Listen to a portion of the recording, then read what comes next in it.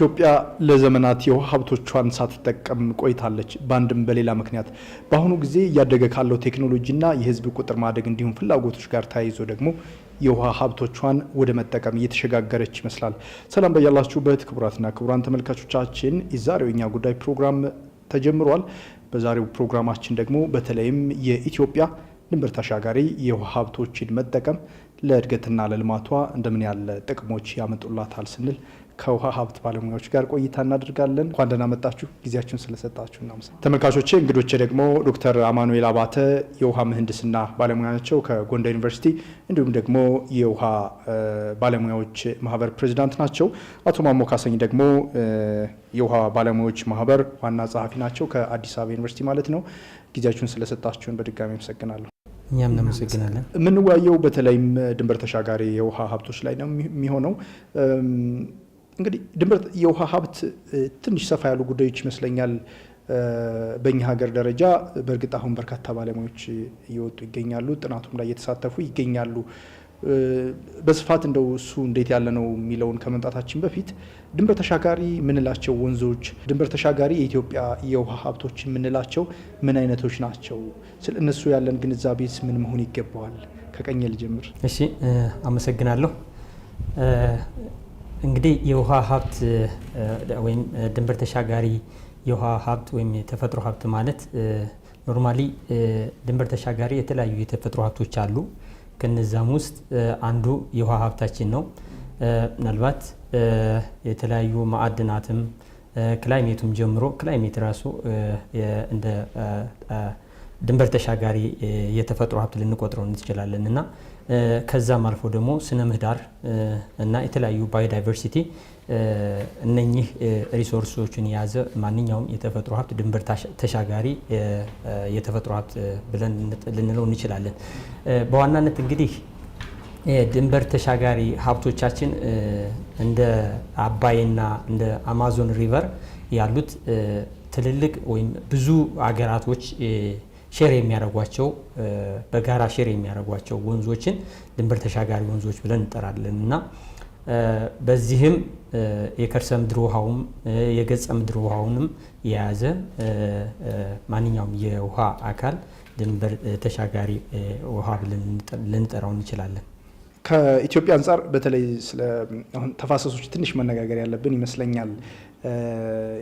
የውሃ ሀብቶቻችን ስናነሳ ወይም ድንበር ተሻጋሪ ከወንዞቹ አንጻር ስለምናነሳ ማለት ነው። እንግዲህ በርካታ ተፋሰሶች አላት ኢትዮጵያና እነሱ ድንበር ተሻጋሪ መሆናቸው በራሱ ምንን የሚያመለክት ነው? የኢትዮጵያ የተፋሰስ ወይም ደግሞ የድንበር ተሻጋሪ ሀብቶች የምናይበት ምንድነው ሁኔታ ወይም ካታጎሪ ምንድን ነው? ድንበር ተሻጋሪ ወንዞች ስንል ወንዞች ብቻ አይደሉም፣ ሀብቶች ብለን ማንሳት እንችላለን። ምክንያቱም ወንዞቻችን ውስጥ ብዙ ነገር ስላለን ማለት ነው። ድንበር ተሻጋሪ የምንለው እንግዲህ አገራት የራሳቸው ድንበር አላቸው፣ አንዱን ከአንደኛው ሀገር የሚለይ ማለት ነው። አንዱን ከአንዱ ሀገር የሚለይ በጎንዮሽ ወይም ደግሞ በቀጥታ አንድ ምንጭ ወይም አንድ ወንዝ ወይም አንድ ውሃ ገብ መሬት ሲያገናኛቸው ማለት ነው፣ የድንበራቸው አካል ሲሆን ማለት ነው። ወይም ደግሞ አንዱ መሬት ላይ የተነሳ የውሃ ሀብት ወደ ሌላው ሲሄድ ማለት ነው። በዚህ ውስጥ እንግዲህ ብዙ ነገሮችን ይዞ ሊሄድ ይችላል ማለት ነው። ለምሳሌ አባይን ማንሳት እንችላለን፣ ባሮ አኮቦን ማንሳት እንችላለን፣ ኦሞ ጊቤ ማንሳት እንችላለን። እነዚህ 12 ቤዚን አልናቸው እንጂ እነዚህ 12 ቤዚኖች አንዳንድ ወንዝ ሆነው ወደ ሌላ ሀገር ገቡ፣ ጎረቤቶቻችን ሀገር ገቡ ማለት አይደለም። አንድ ወንዛቸው ወይ አንድ ጅረታቸው ከሌላ ሀገር ጋር ተነስቶ ወይ ወደኛ ሀገር ገብቶ ወይ ከኛ ሀገር ወጥቶ ሊሆን ይችላል። በዛ ውስጥ ግን አሳዎች አሉ፣ የዱር እንስሳት አሉ፣ ማዕድናት አሉ። እነዚህም ሁሉ የያዘ ነው ማለት ነው። ህዝብ አለ፣ ሌላም ነገሮች የሚያዙና የሚዳሰሱ እንዲሁም ደግሞ በሀሳብና በምናብ ያሉ ነገሮች ሊሆኑ ይችላሉ። እንግዲህ እነዚህም በሙሉ የሚያጠቃልል ነው ማለት ነው ድንበር ተሻጋሪ የሚለው ሀሳቡ ማለት ነው። ጠቅላላ ሀሳቡ እንደዛ የሚል ሀሳብ ነው ያለኝ። ግን ከዛ ባለፈ ደግሞ ሰፋ አድርገን ካየነው ለምሳሌ ህዝብ ከሱዳን ሊሆን ይችላል፣ ከኤርትራ ወይም ከኬንያ ሊሆን ይችላል። የዛኛው ሀገር ዜጋ ነው የዚህኛው ሀገር ዜጋ ነው ብለን እንከፍላለን። ግን እንስሳትን ወይም አሳዎችን ስናይ ለምሳሌ ከአንድ ወንዝ ተነስቶ ወደ ሌላ ሀገር ሲሄድ ዜግነት የለውም። ሀብት ነው፣ ድንበር ተሻጋሪ ነው። ለምሳሌ ባሮን የወሰድ እንደሆነ ክረምት ሲሆን የሱድ የሚሉት ዌትላንድ አለ በሱዳን ሳይድ ማለት ነው፣ በእኛም ሳይድ ያለ ነው። ያ ዌትላንድ ክረምት ሲሆን ይሞላል።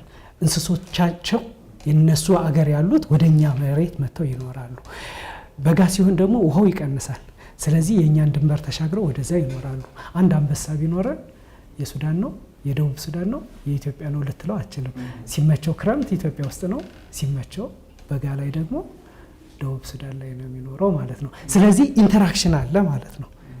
ባህል አለ፣ ሀብት አለ። ሀብቶችን ተመስርቶ የሆነ ኢንተራክሽን ነው፣ ሰፊ ነው። ውሃ ማለት ይሄ ጥሬ ውሃው ማለት አይደለም፣ የወንዙ ወይም ደግሞ የከርሰ ምድሩ ማለት አይደለም። እሱን ተንተርሶ የሚኖረን አለ ማለት ነው። ለምሳሌ ሰሜን ምዕራብ ኢትዮጵያ ብትመጣ ብዙ ፓርኮች አሉ። ለምሳሌ የአሊጣሽ ፓርክ አለ፣ ብቸኛ ደግሞ የዲንደር ፓርክ አለ። ዲንደር ፓርክ ሱዳን ውስጥ ብቸኛው ፓርክ ነው። ወደ ደቡብ ሳይድ ስትሄድ ደግሞ የቤኒሻንጉል የክልል ፓርክ አለ። አሁን ይሄ ኢንተራክሽን ውሃ ላይ የተመሰረተ ነው። ተፈጥሮ ቢውልድ የምታደርገው ውሃ ላይ ነው። እጽዋትን ብታስብ፣ እንስሳትን፣ የሰዎችን አኗኗር ብታስብ ድንበር ተሻጋሪዎች ወንዞቻችን ላይ የተመሰረተ ነው ብለህ ለማውራት ያስደፍርሃል ማለት ነው። እና እንደዚህ አይነት እንትኖች ነው፣ ብሮደር ነው፣ ወንዝ ብቻ አይደለም ለማለት ነው። ወንዞቿ ለኢትዮጵያ እንደው ምን ማለት ናቸው? እሱን ማየት ተገቢ ይመስለኛል። አሁን ብዙ ጊዜ ከአንድ ህዝብ እድገትና ስልጣኔ ራስን የመቻል አቅም በሀብትን በእድገትም ስንነጋገር ብዙ ጊዜ የውሃ ሀብት ውሃ መሰረታዊ የእድገት መንገድ እንደሆነ ይነሳል። ከዚህ አንጻር የኢትዮጵያ ወንዞች ምኖቿ ናቸው? አግሪካልቸራል ኮሚኒቲ 85% ግብርና የሚሰራ ሬንፌድ የሆነ ዝናብን ተጠቅሞ ምርት የሚያመርት እንባላለን። ግን ከዛ ባለፈ መታሰብ አለበት። ውሃውስ ምንድን ነው? አሁን ለምሳሌ በጋ ነው ያለንበት ወቅት። ሰፈራችን አፈሩ ደረቅ ነው፣ አቧራ አለው። ግን ውሃውን ይዘነውስ ቢሆን ባይሄድ ኖሮ እና በዛ ሀሳብ ውስጥ ሆነን ማሰብ ያለብን ይመስለኛል። ወንዞቿ ወይም ውሃዎቿ ለኢትዮጵያ የህልውና ወይም የእድገት መሰረት ናቸው ማለት ይቻላል። ምክንያቱም ኢትዮጵያ ያላት ትልቁ ሪሶርስ ውሃ ነው ማለት። ሌሎች ሀገራት የተለያየ ነዳጅ ሊኖራቸው ይችላል፣ በነዳጅ ብዙ ሊያድጉ ይችላሉ። ሌሎቹ በተለያየ እንትን ኢትዮጵያ ትልቁ እና ዋናው ሀብቷ የእድገቷ መሰረት ሊሆን የሚችለው ውሃ ነው ተብሎ ይታሰባል። ኦፍ ኮርስ ኢትዮጵያ ብቻ አይደለም፣ ውሃ የዘመናችን ካርበን እየተባለ ይጠራልና ወደፊትም የዓለም ትልቁ ሪሶርስ ተብሎ የሚጠራው ውሃ ነውና ከዚህ አንጻር ውሃ ወይም ወንዞቻችን ለእድገታችን ከፍተኛ ሚና ይጫወታሉ። ለምሳሌ ግብርናችንን ብንወስድ የግብርና ኢኮኖሚውን ከማሳደግ አኳያ ከፍተኛ የሆነ የምግብ ዋስትና እና የሰብል ምርትና ምርታማነትን ከመጨመር አኳያ ያለንን የውሃ በመስኖ በመጠቀም ምርትና ምርታማነትን ማሳደግ እንችላለን። ብሎም ደግሞ እንደ ሀገር የምግብ ዋስትናን ለማረጋገጥ በሚደረገው ከፍተኛ ርብርብ የውሃ ሚና በጣም ከፍተኛ ነው ከግብርና አኳያ። ውሃ በሌላ በኩል ለኢንዱስትሪውም ትልቅ ግብአት ነው። ኢንዱስትሪ ያለ ውሃ እንትን ሊል አይችልም እና ለኢንዱስትሪው ከፍተኛ የሆነ ግብአት ስላለው ኢንዱስትሪውንም ለማሳደግ ከፍተኛ ሚና አለው የሚል እምነት አለኝ። ከዛ ባሻገር ግን ውሃ እንግዲህ ውሃን የማይጠቀም ሴክተር የለም።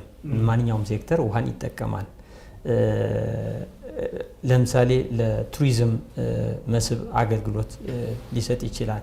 የተለያዩ የውሃ አካላቶች ላይ ባሉበት አካባቢ እንደዚህ ለመዝናኛና ለሪክሬሽናል ቫልዩ በመጠቀም ረገድ ከፍተኛ የሆነ የቱሪዝም ፋይዳ ይሰጣል እና ከዛ ባሻገር እንግዲህ ውሃ አሁን እንግዲህ አንዱ የብዙ ሀገራት ትብብር ማዕቀፍ ይሆናል ተብሎ የሚታሰበው ሃይድሮ ፓወር ከማመንጨት አኳያ አገራት እንግዲህ ቤዚክ ኒዳቸውን ከማሟላት አንጻር ከፍተኛ የሆነ የሃይድሮኤሌክትሪክ ፓወር ከማመንጨት አኳያ እነኚህ ትልልቅ ወንዞችንና ያለንን ውሃ በመጠቀም ሃይድሮኤሌክትሪክ ፓወር ጀነሬት በማድረግ ለማህበረሰቡ አስፈላጊ ሆኖ ለኢንዱስትሪውም የሚሆን ኃይል ማመንጨት ይቻላል። ከዛም አልፎ ከአገርም አልፎ ኤክስፖርት በማድረግ ኢነርጂን ኤክስፖርት በማድረግ ከፍተኛ የሆነ የውጭ ምንዛሬ በማምጣት ረገድ እንደዚሁ ኢኮኖሚያዊ ፋይዳው በጣም የጎላ ነው እና እዚሁ ጋር ተይዞ በተለይ ኢትዮጵያ የውሃ ሀብቶቿን በአግባቡ መጠቀም ብትችል ምን አይነት ሀገር ትሆናለች ብሎ ያስባል? እኛ ካለን ሪሶርስ አንጻር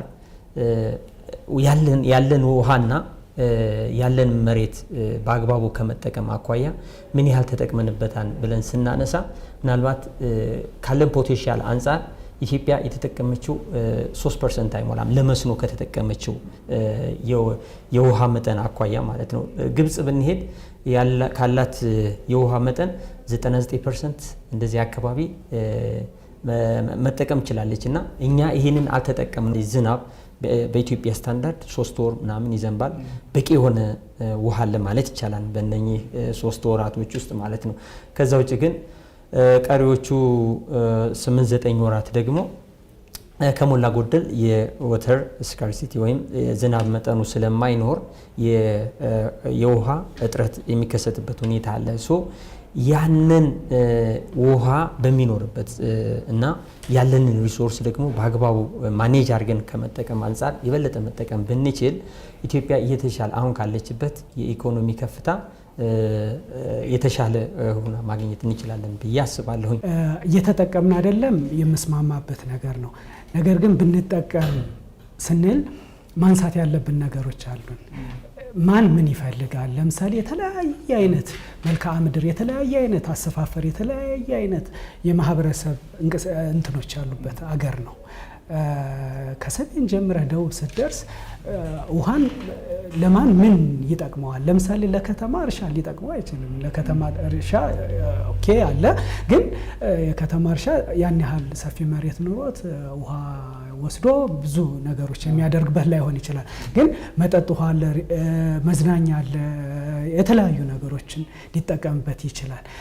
ግብርና ከዝናብ ተመርኩዞ ከሚያመርተው ምርት በተጨማሪ የመስኖ ልማት ሊያመርትበት ይችላል። ለምሳሌ አሁን ወደ ሰሜን አቅጣጫ ብንሄድና ጎጃም ለምሳሌ ብንሄድ እዛም ተከምሮ ምርት ታያለ ከዝናብ ላይ የተገኘ ማለት ነው። ከዛስ ያርፋል መሬቱ ማለት ነው፣ ምንም አይሰራበትም። ሶ መስኖ የሚያሰራን አቅም አለን ማለት ነው። እዛ ላይ ለምሳሌ ብትወስድ ማለት ነው። ታች ሄደህ ቦረና ብትሄድ ለምሳሌ ከብቶች በውሃ ጥማት ምክንያት ምናምን ሲሞቱ ትሰማለህ፣ ታያለህ። ግን እኮ ክረምት አላቸው፣ ወንዝ አላቸው። አየህ፣ ሶ በምንይዝበት አግባብ መያዝ አለብን ማለት ነው። ከዛ በተጨማሪ የከርሰ ምድር ውሃ አለን። ሶ የት አካባቢ ምን እናደርግበት የሚለውን አስበን አጥንተን ያን ደግሞ ምን ማድረግ አለብን ማለት ነው፣ አሰናስለን ወደ ተግባራዊነት መዝለቅ አለብን ማለት ነው። ያን ያደረግን ጊዜ ከሁሉም የተሻለ ነገር ሀገራችን ይኖራታል ባይ ነኝ። ውሃ አጠር ባለ መልኩ እንግዲህ መዝናኛ ነው። እናንተ እንደገለጻችሁትም የስልጣኔ ማሳያ ተደርጎ ሊወሰድ ይችላል። ትራንስፖርቴሽን ነው፣ የትራንስፖርት መገልገያ ነው፣ የተለያዩ ብዙ ነገሮች ነው እና በሱ መልኩ መግለጽ ከተቻለ በሚል ነው። ኢትዮጵያ የውሃ ሀብቶቿ እንድትጠቀም በተለይ አሁን ከድንበር ተሻጋሪ የውሃ ሀብቶች አንጻር ስለሆነ እያየን ያለ ነው። የውሃ ሀብቶቿ እንድትጠቀም ሊያግዟት የሚችሉ ዓለም አቀፍ ሕጎችን ማየት ይቻላሉ? አሉ። በደንብ ነው ያለ። እንግዲህ ዓለም አቀፍ ሕግ ብቻ ሳይሆን ከዚህ ከአካባቢያዊ ሕግ ጀምረን ማንሳት እንችላለን። አለም የለም ማለት ነው የሚያስችለው። ምክንያቱም የውሃ ሀብትን አስገዳጅ በሆነ መልኩ ማንሳት ያስፈልጋል። እንግዲህ የዓለምን ስነ ተፈጥሮ ስናይ አካባቢያዊም ዓለም አቀፋዊም ሕጎች እንግዲህ የመጡበት የተደረጉበት ውሃንም ጨምሮ ሌሎችንም ሲካሄድ የቆየ ስርዓተ ማህበረሰብ ነው ይሄ ዓለም ማለት ነው። ሰው እንግዲህ ከሳይንሱም ከሃይማኖታዊም ሀሳብ ጀምረን ስንመጣ ማለት ነው እና ዓለም አቀፍ ሕግ የምንለው አሁን ያለንን ዓለም አቀፋዊ ሕግ ሊሆን ይችላል። ነገር ግን ድንበር ተሻጋሪ ወንዞቻችን አንጻር ካየን እኛ ብቻ አይደለንም ድንበር ተሻጋሪ ወንዞች ያሉን አገራት መካከል የሆን ነው ማለት ነው። ከ300 በላይ አገሮች ድንበር ተሻጋሪ ወንዞች የሚያቋርጧቸው አሉ። ከ300 በላይ ወንዞች ማለት ነው። ወደ 40% የሚሆነው የዓለም ክፍል ድንበር ተሻጋሪ ወንዞች ያሉበት እንትን ነው አገራት ያሉበት መሬት ነው ያለው እና ለምሳሌ እኛን ስናይ በናይል ውስጥ 11 ሀገር አለ። በጁባ ተፋሰስ በሚባለው ለምሳሌ ሶማሌ፣ ኢትዮጵያና ኬንያ የሚካሄዱበት አለ 3 ሀገር ወይም ደግሞ እንደዚህ ማንሳት እንችላለን። እና ዓለም አቀፍ ሕጎች አሉ። ዓለም አቀፍ ሕጎች እንግዲህ እንግሊዘኛ ተርሙን ልጠቀመው ነው ኢኩቴብል እና ሪዝነብል በሆነ ወይ መጠቀም አለባቸው ምክንያታዊና ፍትሃዊ ሆነው መጠቀም አለባቸው የሚል እንግዲህ አይጠቀሙ የሚል አይደለም ማለት ነው ከመጀመሪያ ተርሙ ስንነሳ ማለት ነው። ስለዚህ አገራት ውሃቸውን የመጠቀም መብት አላቸው በፍትሃዊነትና በእኩልነት ማለት ነው። ስለዚህ ይሄን ነገር የሚያበረታታ ነው ማለት ነው። ማለት እኛ አሁን ወንዞቻችን አንጠቀምም ብንል ለምሳሌ ከ10 ከ15 ዓመታት በፊት አንጠቀምም ብንል አገራት ግን መጠቀም አለባቸው በምን በእኩልነትና በፍትሃዊነት የሚል ማለት ነው። ሌላው ከዚህ ቀጥሎ የሚነሱ ናቸው። መተባበር አለባቸው የሚል ሕግ አለ። ስለዚህ መተባበር ደግሞ በብዙ መልኩ የሚገለጽ ይሆናል ማለት ነው። ለምሳሌ የኢትዮጵያ ታላቁ የህዳሴ ግድብ አለኝ። ውሃ መልቀቅ ብፈልግ ማሳወቅ አለብኝ ለሱዳን። አይ ተጠንቀቁ፣ በባህር ዳርቻ ያላችሁ ህዝቦች እኛ ከቅዳሜ ጀምሮ ውሃ ልንለቅ ነው፣ ስለዚህ መጠኑ ከፍ ስለሚል ብሎ የመንገር ነገር እንጂ እንዳንጠቀም የመከልከል ነገር አይደለም። ሲግኒፊካንት ሃርም ነው የሚሉት ማለት ጠንከር ያለ ጉዳት አለማድረስ ማለት ነው። ያንን ስንል እንግዲህ ስነ ምህዳሩ አለ ውሃ የሚፈልግ ለምሳሌ ውሃው ሙሉ በሙሉ ብዘጋው ከሱ በታች ያሉ ነፍሳት አይኖሩም ማለት ነው፣ እጽዋት አይኖሩም ማለት ነው። ያንን አለማድረግ የማለት እንጂ የመከልከል አይደለም ማለት ነው። እና የሚፈቅድ ነው ማለት ነው፣ ለኛ የሚያግዝ ነው ማለት ነው። ዓለም አቀፍ መጨመር ይቻላል። 4 መሰረታዊ ህግጋቶች አሉ። የመጀመሪያው ምናልባት ከሌጋል ፋውንዴሽን አንጻር ወይም ደግሞ ህጋዊ መሰረት ከህጋዊ መሰረትነት አንጻር፣ ሁለተኛ በኮሎኒያሊዝም ዘመን ኮሎኒያል ኢራ የምንለው በሱ በቀኝ ግዛት ዘመን የነበሩ ሁኔታዎች እና ሶስተኛ ደግሞ ኢንተርናሽናል ሎዎች አሉ። የተለያዩ ኢንተርናሽናል ሎዎች ምን ይላሉ የሚለውን እና በአራተኛ ደረጃ ደግሞ የተለያዩ አገራት ኢንተርናሽናል ኤክስፒሪየንሶች አሉ። እነኚህ ነገሮች አስቻይ ኢትዮጵያ መጠቀም እንደምትችል የሚያሳዩ ናቸው። ለምሳሌ ከሊጋል ፋውንዴሽን ወይም ከህጋዊ መሰረት አንጻር ስንል ምንድነው 3 ፕሪንሲፕልስ አሉ ወይም መርሆች አሉ። እነኚህ መርሆች የመጀመሪያው ፕሪንሲፕል ኦፍ ሶቨርኒቲ ነው፣ የሉዓላዊነት መርህ ማለት ነው። የሉዓላዊነት መርህ ብለን ስንል ምንድነው አንድ ሀገር በራሱ የተፈጥሮ ሀብት ላይ የመጠቀም መብት አለው።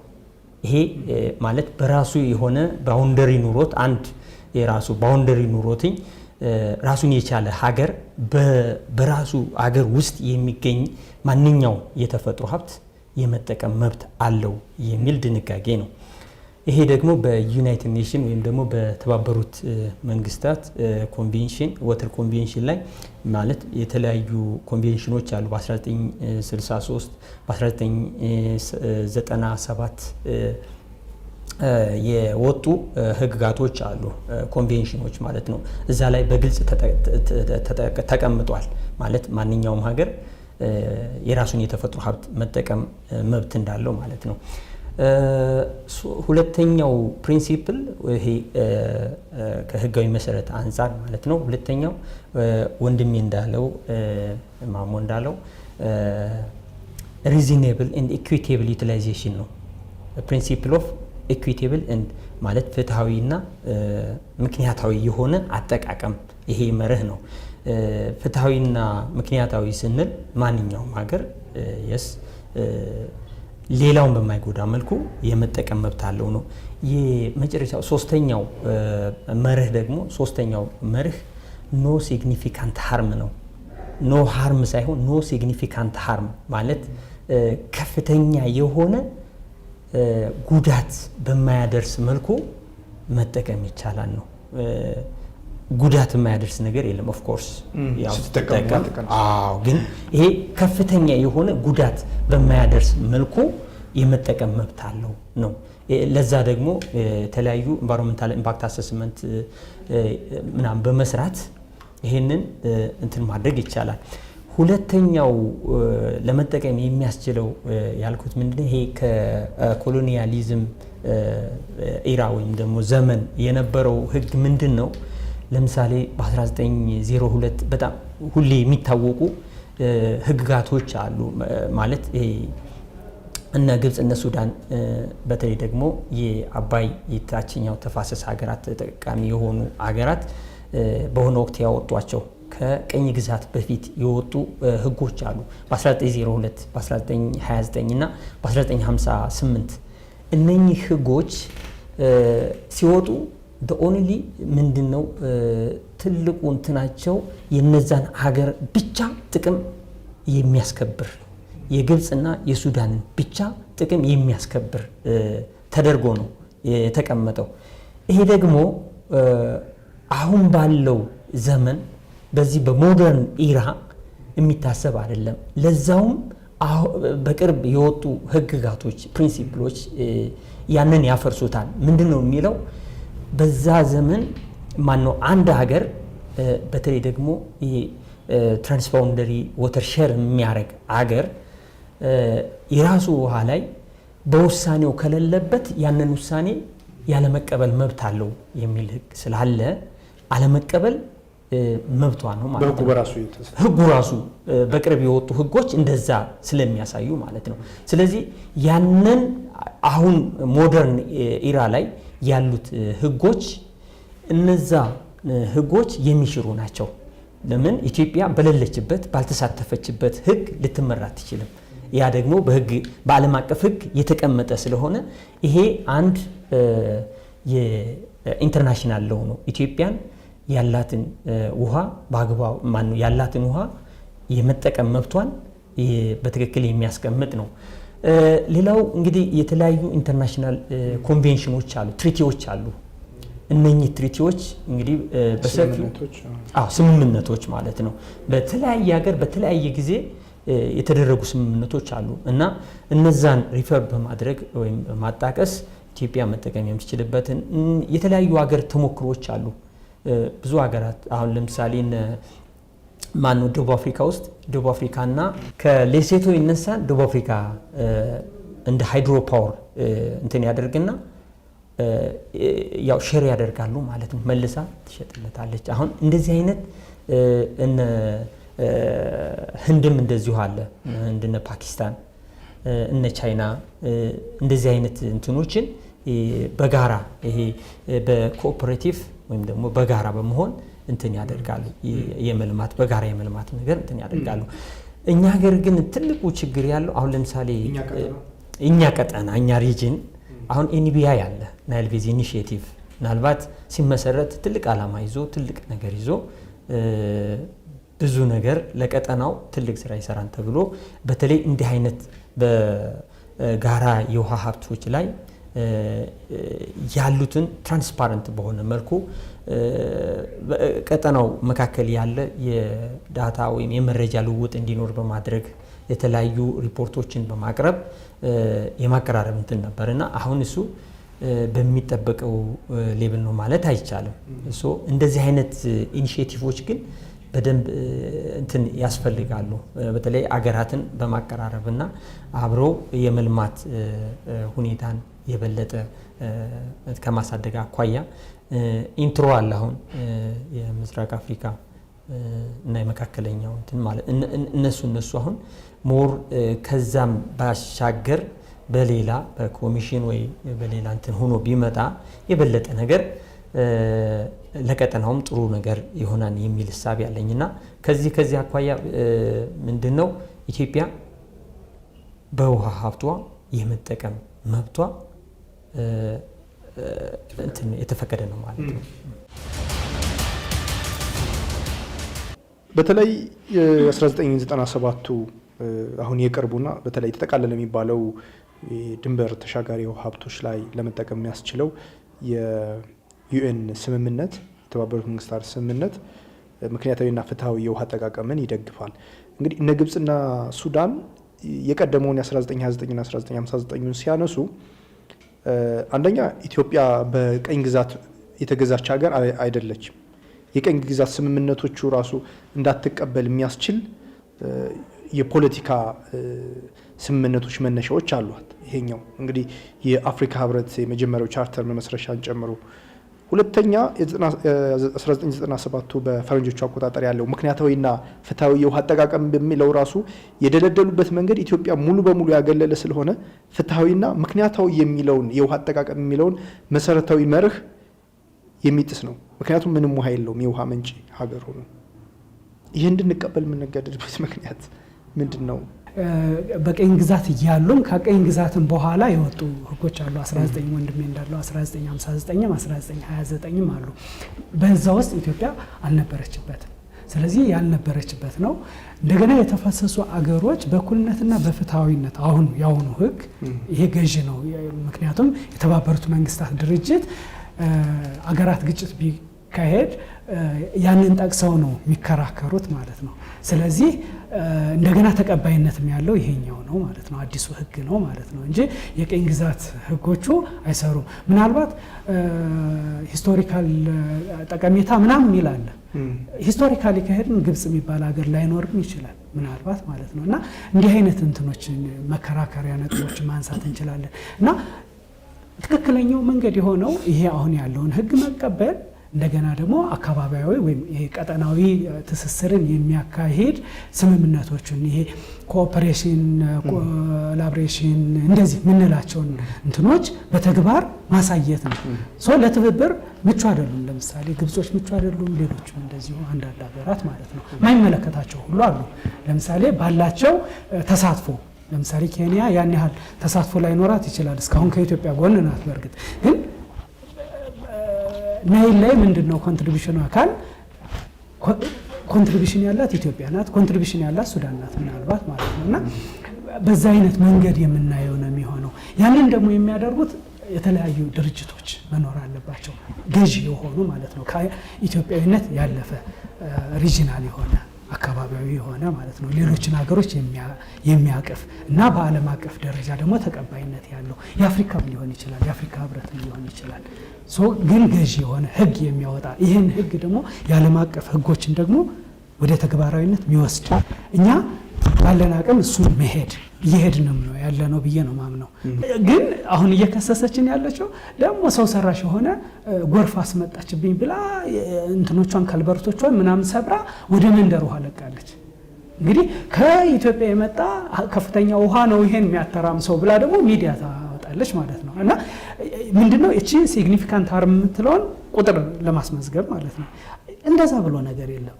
ምክንያቱም ምልህ ዓለም አቀፍ ማህበረሰቡ ዓለም አቀፍ ህጉ እኛን ደግፎን ሳለ እነሱ የሚያጠቁበትን መንገድ እየፈለጉ ነው የሚሄዱት። እኛ ደግሞ የዓለም አቀፍ ህግን እያከበርንና እሱን እያስፈጸምን ነው እየሄድን ያለ ነው ማለት ነው። በመሰረታዊነት ሌላ የምናነሳው ነጥብ ሊኖረን ይችላል። ምክንያቱም ሌሎችና ሀገሮች እኛ ሀገር ልማት መልማት፣ ግድብ መገደብ የተሻለ እንዲያውም እንደሚጠቅማቸው የተከዜን ግድብ ማየት እንችላለን። 1 2 3 የጊቤን ግድብ ማየት እንችላለን። ቱርካና ሊደርቅ ነው የሚል ጦርነት ነበረ፣ ኃይለኛ የሚዲያ ጦርነት ማለት ነው ከኬንያ ጋር። አሁን እንዲያውም ቱርካና ወደኛ ተመልሶ ህዝቦቻችን አደጋ ላይ እየጣለ ነው ለምሳሌ ማለት ነው። እና በዛው ነው ማየው። ክቡራትና ክቡራን ተመልካቾቻችን የኛ ጉዳይ ላይ ነው ያላችሁት። ከመሸጋገሪያና ትንሽ እረፍት በኋላ ስንመለስ ደግሞ የኢትዮጵያ ላይ የደረሱ ያሉ ውሃን መሰረት አድርገው ኢትዮጵያ ላይ የደረሱ ያሉ ጫናዎችን እንዴት መመከት ይቻላል የሚሉ ጥያቄዎችና ውይይቶችን እናከናውናለን። በድጋሚ አብራችሁን ቆዩ። የኛ ጉዳይ በዚህ ሳምንት በተለይ ድንበር ተሻጋሪ የውሃ ሀብቶች ኢትዮጵያ እንዴት መጠቀም ይገባታል፣ የሚደርሱ ጫናዎችንስ ደግሞ እንዴት መከላከል ይቻላል በሚሉ ጉዳዮች ዙሪያ ከውሃ ሀብት ባለሙያዎች ጋር ነው ውይይት እያደረግን የሚገኘው። በአሁኑ ሰዓት እንግዲህ የምንመለከታቸው በተለይ ኢትዮጵያ ታላቁ የኢትዮጵያ ህዳሴ ግድብን መጨረሷ እስካሁን ከተጠቀመችባቸው የውሃ ሀብት ትልቁ ተደርጎ ሊወሰድ ይችላል። ከዚህ በፊት የነበሩ ጥቂት የውሃ አጠቃቀም ጉዳዮች እንዳሉ ነው። እሱን ተከትለው ደግሞ እየመጡ ያሉ ጫናዎች እየተመለከትናቸው እንገኛለን። ስለዚህ ኢትዮጵያ የውሃ ሀብቶቿን እንዳትጠቀም የሚመጡ ጫናዎችን እንዴት መከላከል ይቻል ይሆን?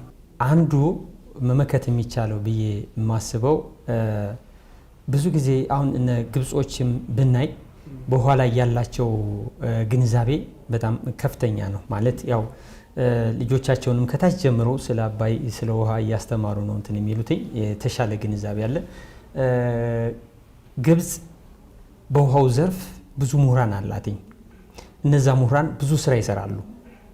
በተለይ የተለያዩ የምርምር ስራዎችን በመስራት ዓለም አቀፍ ተጽዕኖ ማሳደር የሚችል ስራዎችን ይሰራሉ። እኛ ጋር እዛ ጋር ትንሽ ክፍተት ያለ ይመስለኛል በዘርፉ ማለት ነው። ይሄንንም ለማለት ያስቻለኝ አንድ ጊዜ የፒኤችዲ ስራዬን ስሰራ ወደ ኔዘርላንድ ሄጄ ነበርና የተወሰነ ኤክስፒሪየንሱ ነበረኝ። እዛ ካሉ የአፍሪካውያኖች ራሱ ከአፍሪካውያኖች ጋር ስናወራ ኢትዮጵያ ግብፅን እንትን እንደምታደርግ ማለት ትክክለኛው አካሄድ የግብፅ እንደሆነና ኢትዮጵያ ግብፅን እንደምትጎዳ አይነት ነገር ሚስኮንሰፕሽን ግንዛቤ የተፈጠረበት ያ ከምን አንጻር እንደሆነ ስጠይቃቸው በሚያነቡት ነገር ነው፣ በሚያዩት ነገር ነው፣ በሚጻፉት ጽሁፎች ነው እና ኢንፍሉዌንስ ተደርገዋል ማለት ነው የሚል ነገር እና ስታስረዳቸውና ሎጂካል በሆነ ወይ እንትን ሲሉ ግን የመረዳቱ ነገር ሲመጣ ኢትዮጵያ ትክክል እንደሆነች ይረዳሉ። እና እዛ ጋር እኛ መስራት ያለብንን ነገር ከግብፅም ሆነ ከሱዳን ጋር ስንወዳደር ብዙ የሚቀረን ነገር አለና እዛ አካባቢ ብዙ የግንዛቤ ስራዎችን ይሁን በተለይ የምርምር ስራዎችን ከመስራት አኳያ ዘርፉም ደግሞ ውሃ ትልቅ የኢኮኖሚ ዋልታ ነው። ስለዚህ ይህን ያለን ትልቅ ተፈጥሮ ሀብት ያለን ትልቅ ሀብት ከመጠቀም አኳያ ሴክተሩን የበለጠ እንዲያደግ ማድረግ ያስፈልጋል እና ያንን ስናደርግ በዘርፉ የበለጠ ምሁራኖችን እያበዛን ስንሄድ ያሉትን ነገሮች ዲፕሎማሲያዊ በሆነ መልኩ የሚመጡትን ጫናዎች መመከት የምንችልበት ዘዴ መፍጠር እንችላለን። የአባይን ግድብ ስንገነባ የነበረው የሚዲያ እንትንና ጩኸት አለለውም ጥሩ ነገር ነው። አምባሳደሮቻችን እንደዚህ የውጭ ሰዎቻችን ምክንያቱም ኢትዮጵያዊ በየትኛውም ሀገር አለ በብዛትና በስፋት እንኖራለን። ስለዚህ አምባሳደሮች ሆነን መስራት ያለብን ይመስለኛል። ምክንያቱም ምናልባት የሚዲያችሁን የሚከታተሉ በውጭ ያሉ ሰዎች አምባሳደሮች መሆን አለባቸው። እኛ የአባይ ባለቤቶች ነን፣ እኛ የናይል ባለቤቶች ሆነን ሳለ እንደዚህ እየሆን ነው ማለት ያለብን ይመስለኛል። ከዛ ባለፈ ግን ምሁራን እንደዚሁ የሙያው ሰዎች ውሃ ላይ ብዙ ነገሮች መጻፍ ያለብን ይመስለኛል። ዶክተር አማኑኤል ያሉት ምንድነው? እውነት ለመናገር ብዙ ባለሙያዎች እነሱ ስለሚበልጡን ነው። ብዙ ፕሮፌሰሮች ነው ያሏቸው ብዙ እና ሁሉንም ነገር ተቆጣጥረውታል። ነገር ግን ሀቀኛ ጋር አለ። ሀቃችንን ለመናገር ደግሞ ወደ ኋላ ማለት እንደሌለብን ነው ማስበው። ለምሳሌ የውሃ ሳምንት አዲስ አበባ መከበር አለበት፣ ባህር ዳር መከበር አለበት፣ ገርድ ግድባችን ጋር መከበር አለበት። የግድቡ የምርቃት ወይም ደግሞ የተጀመረበት ቀን መከበር አለበት። ማለት ለምንድን ነው እንደዚህ የምትጫጫው ሲባል ይሄ እኮ አዲስ አበባ መብራት በፈረቃ የማይበራበት ቀን የተከበረበት ቀን ስለሆነ ነው መባል አለበት። አሁን እየበራ ያለው እናቴ ማገዶ እየተጠቀመች እንጀራ የማትጋግረው እኮ ውሃ መጠቀም ስለቻልኩ ነው መባል አለበት። ከዛ ጀርባ በዛ ጉዳይ የሚመጣ ሲሆን ከእያንዳንዱ ሰው እንጀራ ጀርባ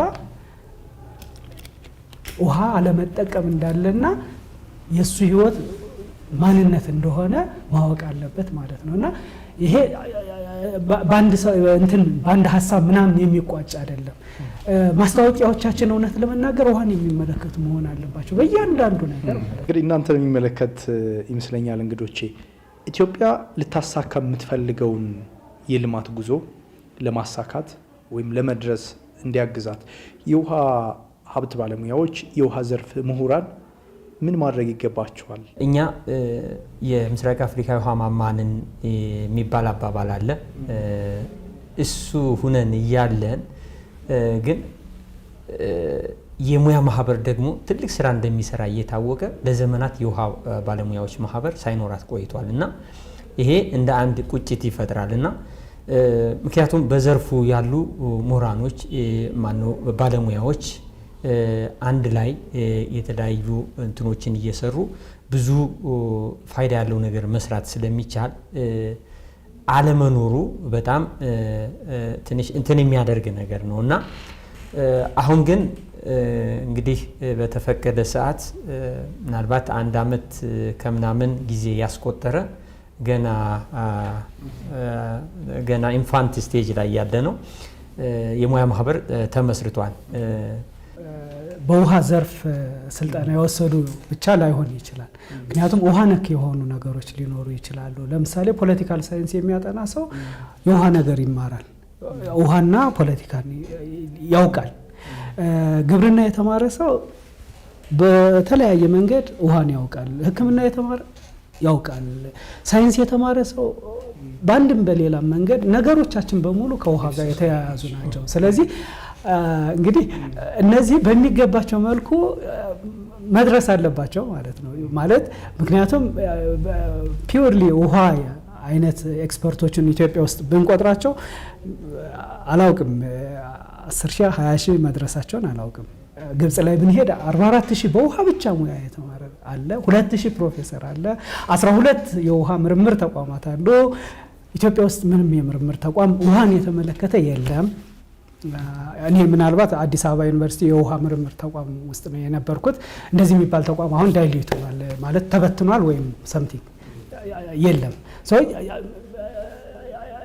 እንደውም አዲስ አበባ የውሃ ነገሮች መሰባሰቢያ የምርምሮች ጠረቃቀሚያ ምናምን መሆን አለበት ብዬ አስባለሁ።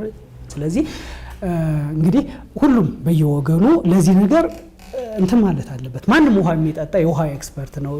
ሳይ አንድ ኩባያ ውሃ አንስቶ አንድ የገጠር ሰው ትምህርት ቤት ሂዶ የማያውቅ ይሄ ውሃ ጤናማ አይደለም ይላል። ሰው ምርምሩን ጀምረው ማለት ነው እና ከሱ ሰው ጀምሮ ለውሃ በጎ ነገር ማድረግ አለባቸው። አሁን ይሄ በእኛ ተቋም ውስጥ ቢመጣ በእኛ ማህበር ውስጥ ቢመጣ አባል ይሆናል። የምን የተባባሪ አባል መሆን ይችላል ማለት ነው። ስለዚህ ጠንካራ ተቋም ይኖራል፣ እንከራከርበታለን።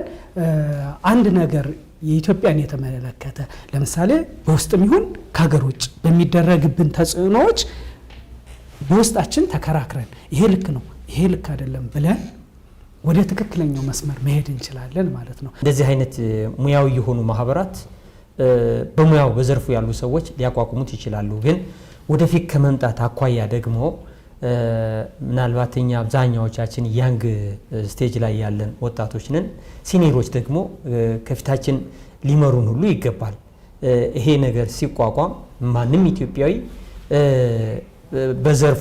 ዘርፉ ያገባኛል ብሎ የሚያስብ ሰው ገብቶ ዘርፉን ከፍ እንዲያደርግ ይፈልጋል እና ከዚህ አኳያ ባለድርሻ አካላትም እንደው ድጋፍ ቢያደርጉ ለዘርፉ እኛም ደግሞ ሰብሰብ ስንል ለሀገር የሆነ ነገር ኮንትሪቢዩት እናደርጋለን ነው ትልቁ ነገር ማለት ነውና ለሀገር ከምናደርገው አስተዋጽኦ አኳያ የተሻለ ስራ እንዲሰራ ከተፈለገ ባለድርሻ አካላትም ይሄንን ማህበር መደገፍ መቻል አለባቸው።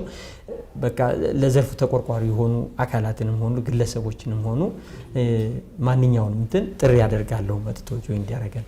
በጣም እጅግ አመሰግናችኋለሁ። እኛም እናመሰግናለን። ክቡራትና ክቡራን ተመልካቾቻችን የዛሬው የኛ ጉዳይ ፕሮግራም በተለይም የኢትዮጵያ ድንበር ተሻጋሪ የውሃ ሀብቶች ላይ መሰረት አድርገን ያደረግነው ውይይት ይህን ይመስል ነበር። እንግዶቼ አቶ ማሞ ካሰኝ የውሃ ሀብት ባለሙያዎች ማህበር ዋና ጸሐፊ፣ እንዲሁም ደግሞ ዶክተር አማኑኤል ከውሃ ሀብት ባለሙያዎች ፕሬዚዳንት፣ እንዲሁም ከአዲስ አበባ ከጎንደር ዩኒቨርሲቲ አቶ ማሞ ደግሞ ከአዲስ አበባ ዩኒቨርሲቲ ያደረግነው ውይይት የነበረን ቆይታ ይህን ይመስል ነበረ። እንግዶቼ አብራችሁ ስለቆያችሁ ይህን የመሰለ ውይይትም ስላደረግን እጅግ አመሰግናለሁ። እኛም እናመሰግናለን። ተመልካቾች የዛሬው እኛ ጉዳይ ፕሮግራም ይህን ይመስላል።